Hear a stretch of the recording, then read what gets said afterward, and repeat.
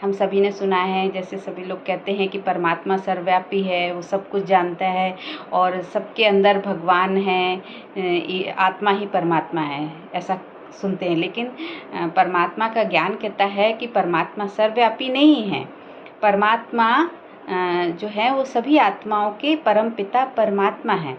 तो परमात्मा जो है वो सर्वज्ञ है, जो सब कुछ जानते हैं, ज्ञान का सागर है, लेकिन सर्वव्यापी नहीं है। सभी परमात्मा के वंश हैं।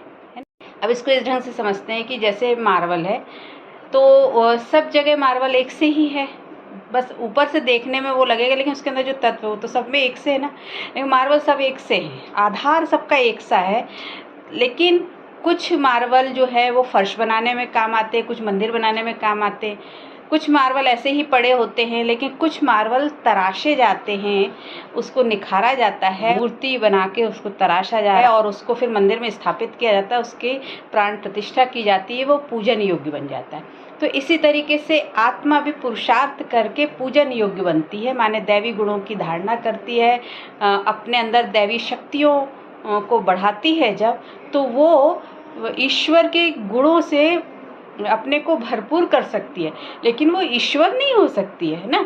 तो आधार सभी आत्माओं के अंदर आधार एक है, लेकिन वो सबके अंदर परमात्मा नहीं है।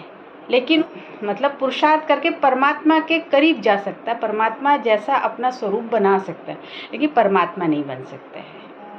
हम परमात्मा की याद से आत्मा को गुणों और शक्तियों से भरपूर करते हैं और पुरुषार्थ करके आत्मा को निखारते हैं, गुणों से श्रृंगारित करते हैं, तो फिर आत्मा जो है वो संपूर्ण बनती है, तब वो पूजन योग्य होती है ना। तो आत्मा की ही कला जो है वो 16 कला संपन्न होती है सतयुग में। फिर धीरे धीरे आत्मा की कला गिरती जाती है और आत्मा ही सत्व प्रधान से फिर तमो प्रधान बन जाती है।